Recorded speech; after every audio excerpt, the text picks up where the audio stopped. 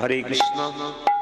আজকের এই হরিবাসরে আপনারা যারা কীর্তন রসসুধা সাধন করবার জন্যে বহু দূর দূরান্ত থেকে এখানে উপস্থিত হয়েছেন, প্রত্যেকটি ভক্ত ভক্তিমতী মায়েদের চরণে কীর্তনিয়া প্রদীপ পাল এবং তার সম্প্রদায়ের কোটি কোটি দণ্ডবত প্রণাম জানালাম।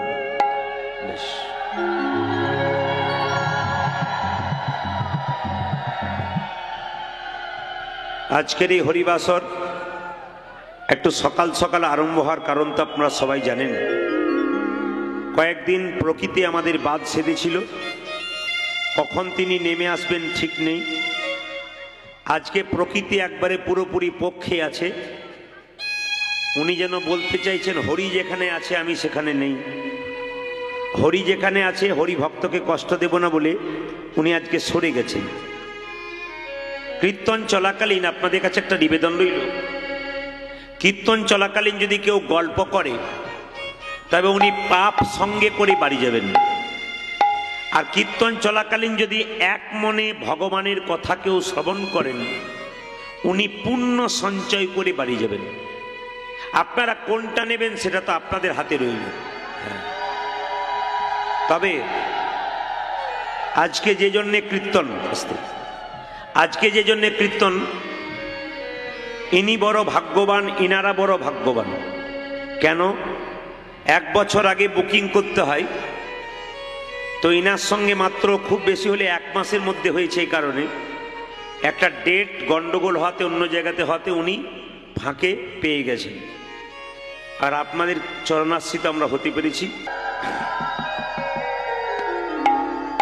আজকে আপনারা হরিনাম শুনতে এসছেন। আসতে হ রি না ম, 4টে কথা বল। চল চল আমরা হরিনাম শুনে আছি, লাভ কি আছে?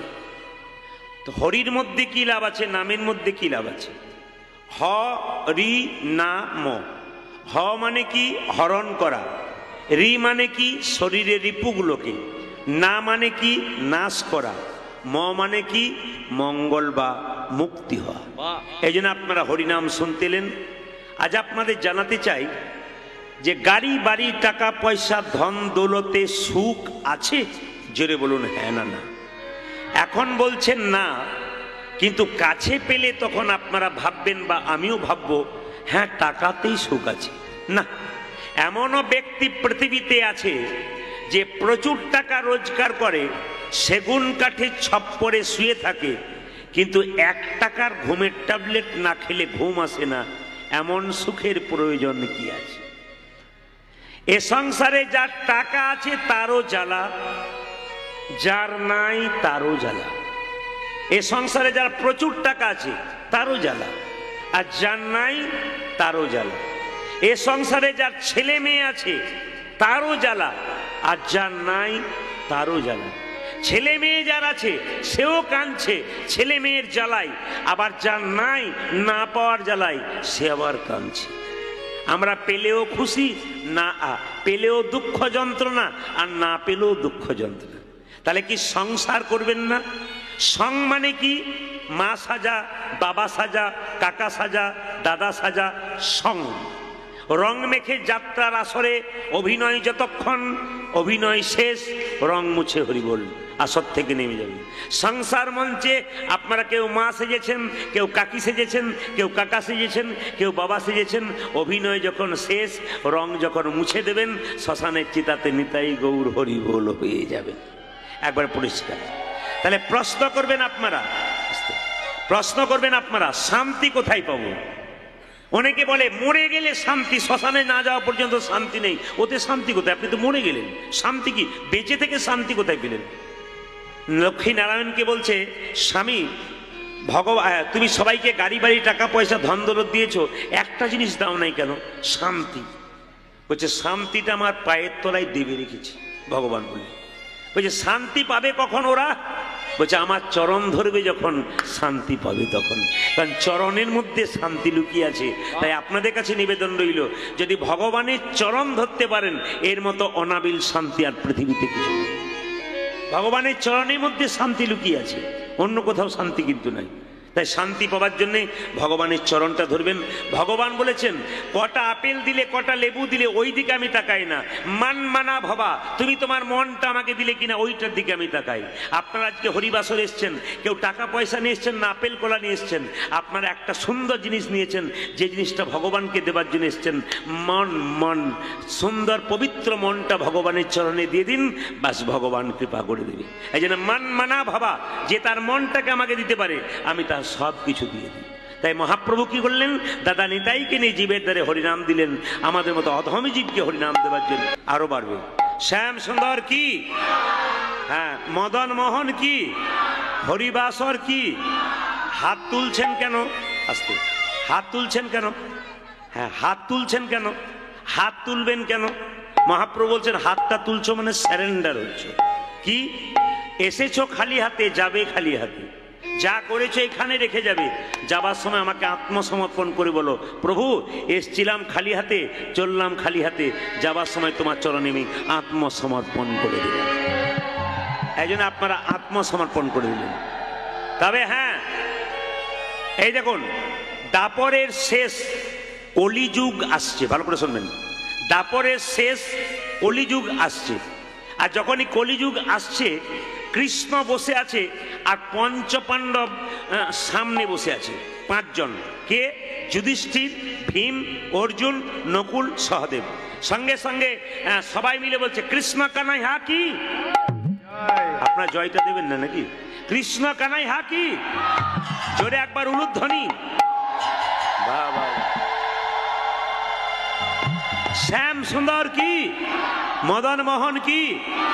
বেশ বেশ, আপনাদের সকলের মনে খুব খুশি, আপনাদের হাসি হাসি মুখ, কিন্তু সামনে পাঁচজন বসে আছেন, আপনাদের মনে হচ্ছে যেন ভরাডুবি হয়ে গেছে। কেন এমন মুখগুলো শুকনো শুকনো কেন? একবারে মনে হচ্ছে বোধহয় 4-5 দিন কিছু খান নাই, কি হয়েছে আপনাদের? না না, আপনাদের বলি নাই, কৃষ্ণ বলছে পঞ্চপাণ্ডব কি। এরা ভাবছে তাহলে আমাদের কি বলছে। এই দিকে আসতে ধীরে, কথা নয়। পঞ্চপাণ্ডবকে জিজ্ঞেস করছে তোমাদের মুখগুলো ফ্যাকাসে কেন, কি ব্যাপার? পঞ্চপাণ্ডবের দাদা যুধিষ্ঠির কৃষ্ণকে জিজ্ঞেস করছে, আচ্ছা কৃষ্ণ, এ দাপর শেষ হলো, কলি আসবে, তা আমার একটা মনের মধ্যে প্রশ্ন জেগেছে। কে? যুধিষ্ঠির মহারাজ, যে কলিযুগের মানুষ কেমন হবে। এই যে বলছে কলিযুগের মানুষ কেমন হবে, প্রশ্নগুলো শুনবেন কিন্তু। যুধিষ্ঠির মহারাজ প্রশ্ন করছে কৃষ্ণকে যে কলিযুগের মানুষ কেমন হবে। সঙ্গে সঙ্গে ভীম যখন গালে হাত দিয়ে আছে, কৃষ্ণ জিজ্ঞেস করছে তুমি গালে হাত দিয়ে আছো কেন? বলছে আমারও মনে একটা প্রশ্ন জেগেছে। বলে কিরকম? কলিযুগের সাধু কেমন হবে, এ আমার জানা দরকার, কলিযুগের সাধুরা কেমন হবে। সঙ্গে সঙ্গে কৃষ্ণ জিজ্ঞেস করছে আচ্ছা অর্জুন তোমার এত চিন্তা কিসের? আমারও মনে একটা প্রশ্ন জেগেছে, কি কলিযুগের বাবা মা কেমন হবে। এই যে আপনারা যারা বাবা মা হয়েছেন আমার দিকে তাকান, বলছে কলিযুগের বাবা মা কেমন হবে। নকুলকে বলছে তুমি কিছু বলবে? বলে হ্যাঁ আমি বলবো। বলে কি? কলিযুগের ধর্ম কেমন হবে। আর সঙ্গে সঙ্গে সহদেবকে বলছে তুমি তুমি কিছু জিজ্ঞেস করবে।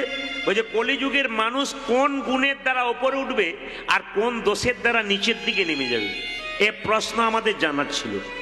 তো কৃষ্ণ বলল আমার আজকে একটা কাজ আছে, আমি চললাম, আজ আমি উত্তর দিতে পারবো না, কালকে বিকালে এসে উত্তর দেবো।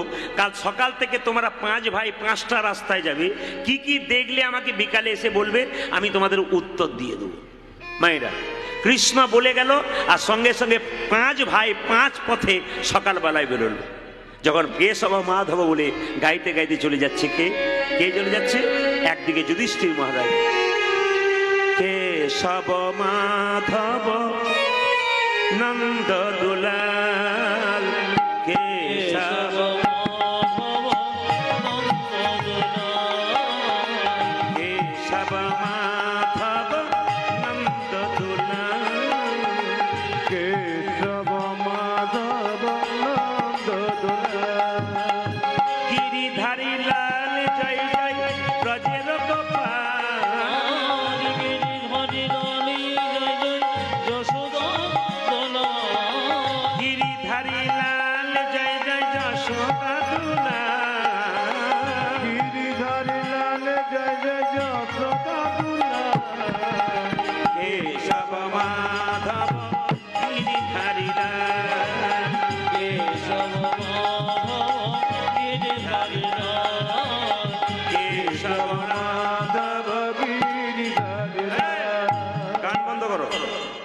যুধিষ্ঠির মহারাজের সঙ্গে যে যাচ্ছিল তাকে বলো গান বন্ধ করো। বলে গানটা বন্ধ করবো কেন? হাতি দেখতে পেলাম, হাতি। এদিকে যুধিষ্ঠির মহারাজ দেখতে পেল একটা হাতি। তা জিজ্ঞেস করছে গান বন্ধ করবো কেন? বলে এমন হাতি দেখলাম, বাপের জন্মে এমন হাতি দেখিনি। বলে কেন? হাতি দেখেছে মায়েরা, আপনারাও দেখেছেন। হাতি দেখেননি? জোরে বলুন হ্যাঁ না। আচ্ছা, হাতির 6টা পা হয় নাকি? 4টে। হাতির 4টে পা দেখলো, 2টো কান দেখলো, 2টো চোখ দেখলো, একটা লেজ দেখলো। আশ্চর্য যুধিষ্ঠির মহারাজ দেখলো হাতির 2টো সুর। এইদিকে হাতির কটা সুর বললাম? হাতির 2টো সুর দেখতে পেল। সব হাতির 8টা করে সুর হয়, কিন্তু যুধিষ্ঠির মহারাজ দেখলো হাতিটা 2টো সুর। ভীম যখন একদিকে চলে যাচ্ছে তখন দেখতে পাচ্ছে নদীতে একটা পচা গলা মরা জন্তু ভেসে আসছে। ওর ওপর একটা পাখি বসে বসে ওই মরাটাকে ঠুকরে ঠুকরে খাচ্ছে, কিন্তু পাখিটার গায়ে হরিনামের নাম লেখা, কিন্তু সে কিন্তু নোংরা জিনিসগুলো খাচ্ছে। যার গায়ে হরিনাম লেখা সে নোংরা জিনিসগুলো ঠুকে ঠুকে খাচ্ছে, মানে ওই পচা জিনিসগুলো। অর্জুন যখন গেল তখন রাস্তায় দেখতে পেল একটা গাভী তার বাচ্চা প্রসব করলো। 4টে গোটা শরীর থেকে বাচ্চা রক্ত বেরোতে লাগলো। হঠাৎ বাচ্চা বাছুরটা মরে গেল। মানে মা এমন 4টে শুরু করলো, 4টে গোটা শরীর থেকে রক্ত বেরোচ্ছে, রক্ত বেরোতে বেরোতে বাচ্চা বাছুরটা মরে গেল। তাহলে একটা একটা করে জিজ্ঞেস করবো আমি কে কি দেখলো।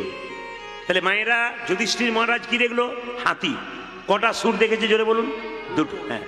আচ্ছা, ভীম কি দেখেছে? ও দেখেছে একটা জন্তু মরা ভেসে ভেসে আসছে, ওর মধ্যে একটা পাখি বসে আছে, শরীরে নাম লেখা, ঠুকরে ঠুকরে খাচ্ছে। আর অর্জুন কি দেখলো? মা একটা গাভী বাচ্চা প্রসব করলো, আর বাচ্চা প্রসব করার সঙ্গে সঙ্গে গাভী বাচ্চাটাকে চাটতে গোটা শরীর থেকে রক্ত বেরিয়ে গেল, আর সঙ্গে সঙ্গে বাছুরটা মরে গেল। এবার নকুল যখন যাচ্ছে তখন দেখলো রাস্তার মাঝে 6টা গর্ত। তো 6টা গর্তের মধ্যে 4টা গর্তে জল আছে, আর 2টো গর্ত ফাঁকা। মনে মনে ভাবছে জল তো 6টা গর্ততে থাকবে, 4টাতে রয়েছে, 2টো ফাঁকা রইল কেন? নকুল তো হলো সহদেব যখন দেখলো তখন কি দেখলো? দেখুন, তাকান আমার দিকে। সহদেব দেখতে পেল একটা বিরাট বড় পাহাড় থেকে একটা বিরাট পাথর গড়গড় গড়গড় করে নেমে আসছে। একটা গাছে লাগলে গাছ ভেঙে দেবে, ঘর ভেঙে দেবে, মানুষের গায়ে পড়লে মানুষ মরে যাবে। কিন্তু আশ্চর্যের ব্যাপার, পাথরটা গড়গড় করে আস্তে আস্তে একটা ঘাসের ডগায় ঠেকে ওইখানে আটকে গেল। তা এত বড় পাথর যে একটা বাড়িকে ধাক্কা দিলে বাড়ি ভেঙে যায়, মানুষকে ধাক্কা দিলে মানুষ মরে যায়, সেই পাথরটা নামতে নামতে হঠাৎ একটা ঘাসের ডগাতে লেগে আটকে গেল। মনে মনে ভাবলো যাই কৃষ্ণকে জিজ্ঞেস করে আসি। সবাই 3-5 জন মিলে এসেছে। বিকালবেলায় কৃষ্ণ বসে আছে, আর পঞ্চপাণ্ডব এই গানটি গাইতে গাইতে আসছে। এই গানটি গাইতে গাইতে পঞ্চপাণ্ডব আসছে কার কাছে? কৃষ্ণের কাছে। কেশব মাধব গিরিধারী লাল, কেশব মাধব গিরিধারী লাল, কেশব মাধব গিরিধারী লাল, কেশব মাধব গিরিধারী লাল, গিরিধারী লাল জয় জয় মদন গোপাল, গিরিধারী লাল জয় জয় মদন গোপাল, গিরিধারী লাল জয় জয় মদন গোপাল, গিরিধারী লাল জয় জয় মদন গোপাল, কেশব মাধব গিরিধারী লাল, কেশব মাধব গিরিধারী লাল, কেশব মাধব গিরিধারী লাল। কৃষ্ণ কানাইয়া কি জয়। যখনই হাত তুলতে বলো ওটা হাতগুলো তুলবেন। যার হাত আছে তিনি তুলবেন, যার নাই তার তোলার কোনো দরকার নেই। একবার হাত তুলুন। রাধা রানী কি। যারা দাঁড়িয়ে আছে তারা ভাবছে আমাদের তোলার দরকার নেই, যারা বসে আছে তারা তুলুক। যারা দাঁড়িয়ে আছে তাদের তোলার দরকার নেই। তবে হাত যদি তুলবেন পরের জন্মে আবার হাত পাবেন, আর হাত না তুললে হাত পাবার চান্স নাই। 2টো পা আছে, 2টো পা যোগ হয়ে যাবে। 4টে পা হলে কি হয়? বসে বসে ভাবুন। রাধা রানী কি, শ্যাম সুন্দর কি। কৃষ্ণ বলছে গিয়েছি আজকে। কৃষ্ণ বলছে গিয়েছিলে? বলছে হ্যাঁ। যুধিষ্ঠির মহারাজ বলছে আমি সকালবেলায় বেরোলাম, হঠাৎ রাস্তায় দেখলাম হাতি। তাতে কি হয়েছে? বলে এমন হাতি দেখলাম বাপকালে এমন হাতি দেখি নাই। বলে কেন? হাতির সব ঠিক আছে, 2টো সুর আছে, তা কেন দেখলাম? কৃষ্ণ বলল ওটা হাতি নয়, ওটা হলো কলি। ও তোমাকে শিখিয়ে দিল যে কলিযুগের মানুষ কেমন হবে। কলিযুগের মানুষের 2টো মুখ হবে। মায়েরা তাহলে কি পাশাপাশি 2টো মুখ? না, ভেতরে একটা আর বাইরে একটা। কিরকম মুখ বলে দিই, দেখবেন রাস্তাতে অনেক ভদ্রলোকের সঙ্গে একজন রামবাবুর সঙ্গে শ্যামবাবুর দেখা হয়েছে। রামবাবু বলছে, শ্যামবাবু কেমন আছেন? বলে ভালো আছি। আপনার মতো মানুষ হয় না। যখন শ্যামবাবু চলে গেল, রামবাবু মনে মনে ভাবছে, তুমি না মরলে তোমার পেছনের জায়গাটা আমার হচ্ছে না।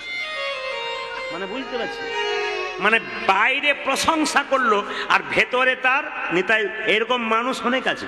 মায়েরা, 2-4 বছর সাধনা করলে ভগবানকে জানতে পারেন, কিন্তু মানুষকে জানা খুব কঠিন। কেন মানুষ চিনতে পারছেন না বলুন তো? ছোটবেলায় গরুর রচনা পড়েছিলেন, আপনি গরু চিনতে পারেন। মানুষের রচনা পড়েন নাই, তাই মানুষ চেনার কোনো চান্স নাই। এই জন্য আমরা মানুষ চিনতে পারি না। তাহলে কলিযুগের মানুষ কেমন হবে আপনারা বুঝে নিলেন মায়েরা? দুমুখ, মানে বাইরে একরকম আর ভেতর একরকম। যেমন একটা বাস্তব প্রমাণ মায়েদের জন্য দিয়ে দিই। যেমন পটলের বাবা পটলের মাকে বলছে, কবিতা, এই সবিতা তুমি আমার কবিতা, তোমার মতো মানুষ হয় না, তুমি রূপে সরস্বতী আর গুণে লক্ষ্মী। এখন ওকে বাইরে প্রশংসা করছে আর মনে মনে ভাবছে, তুমি যতক্ষণ না মরছো আর একজন আসতে পারছে না। মানে বাইরে প্রশংসা, কিন্তু ভেতরে নিতাই গৌর হরিবোল হয়ে গেছে। এরকম মানুষ কিন্তু দেখা যায়। একই ছাদের তলায় 7 জন শুয়ে আছে, কে যে কার কখন পকেট কাটবে কেউ জানে না। এই জন্য হরিনাম শুনুন, পকেট বাঁচান, আপনার কাজ আছে। আচ্ছা আচ্ছা, ভীম তুমি কি দেখলে? ভীম বলছে, আমি দেখলাম একটা মরা জন্তু ভেসে আসছে আর তাতে একটা পাখি ঠুকরে ঠুকরে খাচ্ছে। সে পাখি হোক, কিন্তু পাখির গায়ে হরিনাম লেখা, কিন্তু ঠুকরে ঠুকরে খাচ্ছে কেন? কৃষ্ণ কিন্তু একটা দামি কথা বললেন, এটা কিন্তু আমি বলিনি, মহাভারত পড়বেন দেখবেন কি বলছে। কৃষ্ণ বললেন, এই কলিযুগে যত সাধু হবে, বেশিরভাগ সাধু হরিনামের নামাবলী, তিলক, গেরুয়া বস্ত্র, আপনার দরজায় নিতাই গৌর হরিবোল বলে দাঁড়াবে। খবর নিয়ে দেখবেন ও কোথাও চুরি ডাকাতি করেছে, 10-12টা মার্ডার করেছে, তারপর গেরুয়া বস্ত্র পরে সাধু সেজে আপনার দরজায় দাঁড়িয়ে। তাহলে প্রশ্ন করবেন, প্রদীপ বাবু তাহলে সাধুকে প্রণাম করব না? কৃষ্ণ বলল, যে কোনো সাধুর দরজায় এলে 1 বার নয় 3 বার প্রণাম করো। মায়েরা 3 বার প্রণাম করবেন কেন?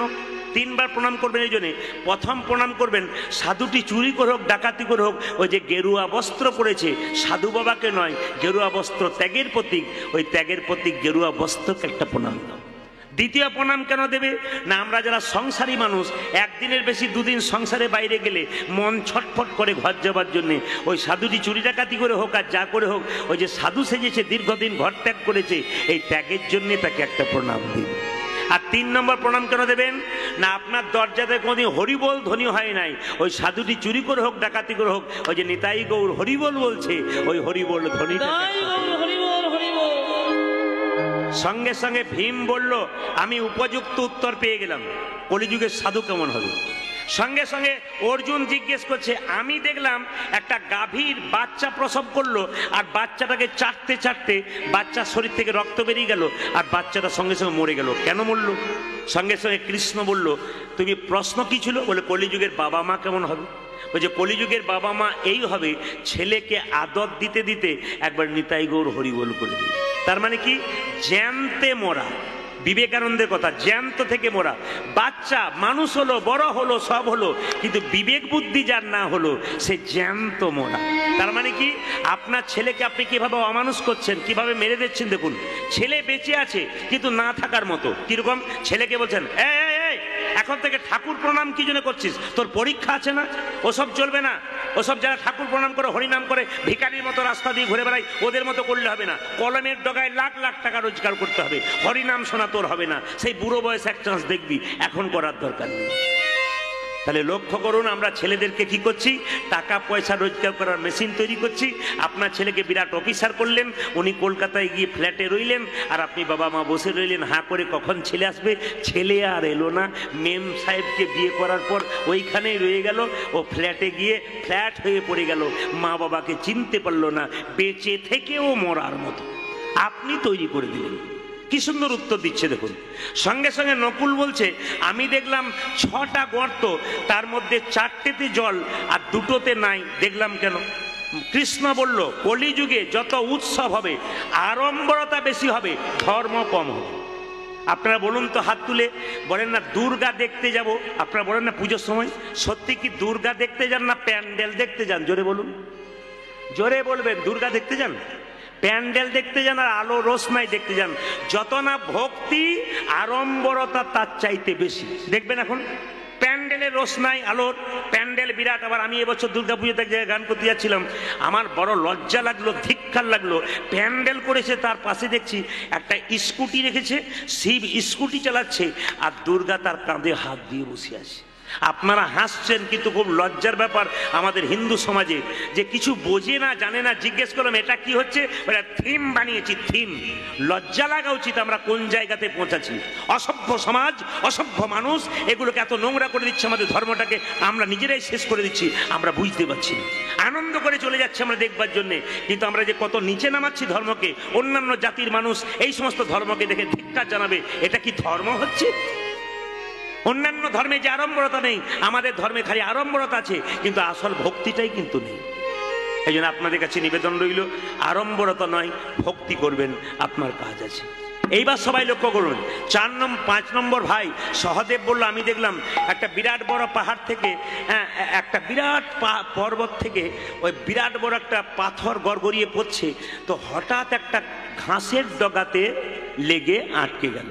বলছে কলিযুগের মানুষের উন্নতি কিসে হবে? বলছে উন্নতি হবে তখনই, সকাল থেকে সন্ধে পর্যন্ত সংসারে আছেন মা, জানতে অজান্তে আপনারা পাপ করছেন। পিঁপড়ের গায়ে পা দিচ্ছেন, পিঁপড়ে মরে গেল। আপনি কত কিছু খাচ্ছেন, পাপ করছেন। এই যে পাপ করতে করতে বিরাট বড় পাথরের মতো পাপ যখন দাঁড়াচ্ছে, এই পাথরের মতো পাপ থেকে মুক্তি পাওয়ার জন্যে একটি মাত্র পথ, খাইতে শুইতে হরিনাম নামক যদি কেউ কচি ঘাসের আশ্রয় নিতে পারে, তারা বিরাট বড় পাথরের মতো পাপ ওই হরিনামের দ্বারা নিতাই গৌর হরি গৌর। কি সুন্দর উত্তর দিলেন কৃষ্ণ। বলো বাহ, ধন্য হলাম আপনার যে কলিযুগের এই সমস্ত ঘটনাগুলো শোনার পর। তাই আপনাদের কাছে নিবেদন রইল, যেখানে বসে যে যেখানে বসে আছেন, মহাপ্রভু একটা সুন্দর কথা বলেছেন, বীজের মধ্যে বৃক্ষ আছে, চোখে না যায় দেখা। বীজের মধ্যে বৃক্ষ আছে, চোখে না যায় দেখা। বীজের মধ্যে বৃক্ষ আছে, চোখে না যায় দেখা। নামের মধ্যে নামি আছে, হৃদয় পটে আঁকা। নামের মধ্যে নামি আছে, হৃদয় পটে আঁকা। ও যে নামের মধ্যে নামি আছে, হৃদয় পটে আঁকা। নামের মধ্যে নামে আছে, হৃদয় পটে আঁকা। যেই নামে সেই কৃষ্ণ ভজন নিষ্ঠা করি। আজ যেই নামে সেই কৃষ্ণ ভজন নিষ্ঠা করি। যেই নামে সেই কৃষ্ণ ভজন নিষ্ঠা করি। যেই নামে সেই কৃষ্ণ ভজন নিষ্ঠা করি। ও যে নামের সহিত আছেন আপন শ্রী হরি। আজ নামের সহিত আছে আপন সে হরি। নামের সহিত আছেন আপন শ্রী হরি। নামের সহিত আছেন আপন শ্রী হরি। ও মায়েরা, হেন কৃষ্ণ নামে যদি লই বহুবার। হেন কৃষ্ণ নামে যদি নয় বহুবা। হেন কৃষ্ণ নামে যদি লই বহুবার। হেন কৃষ্ণ নামে যদি লয় বহুবা। ও যে দেহেতে না হয় তোমার প্রেমের বিস্তার। ও যে দেখিতে না হয় তোমার প্রেমের ও বিস্তার। যে দেহেতে না হয় তোমার প্রেমের বিস্তার। দেখিতে না হয় তোমার প্রেমের বিস্তার। জানিও সে সেই দেহে অপরাধ প্রচুর। ওগো জানিও সে সেই দেখি অপরাধী প্রচুর। জানিও সে সেই দেহে অপরাধ প্রচুর। জানিও তো সেই দেখে অপরাধে ও প্রচুর। যে কৃষ্ণলতা বীজ তাহে না হয় অঙ্কুর। ওগো কৃষ্ণলতা বীজ দেখে না ভয়ঙ্কর। ও যে কৃষ্ণলতা বীজ তাহে না হয় অঙ্কুর। কৃষ্ণলতা বিচিতাতে মায়েরা, কিভাবে অধম পতিত জীবের দ্বারে দ্বারে গিয়া। অধম পতিত জীবের দাঁড়ি দাঁড়ি গিয়া। অধম পতিত জীবের দ্বারে দ্বারে গিয়া। অধম পতিত জীবরি ধারে ধারে ও গিয়া। যে মহামন্ত্র হরিনাম দিচ্ছেন বিলাইয়া। ওগো মহামন্ত্র হরি নামে দিচ্ছেন বেলাইয়া। ও যে মহামন্ত্র হরিনাম দিচ্ছেন বিলাইয়া। যে মহামন্ত্র হরি নামে দিচ্ছেন বেলাইয়া। হ্যাঁ, যারে দেখে তারে বলে দন্তে তৃণ ধরি। আজ জানি দেখি তারি বলি দন্তে দিন ধরি।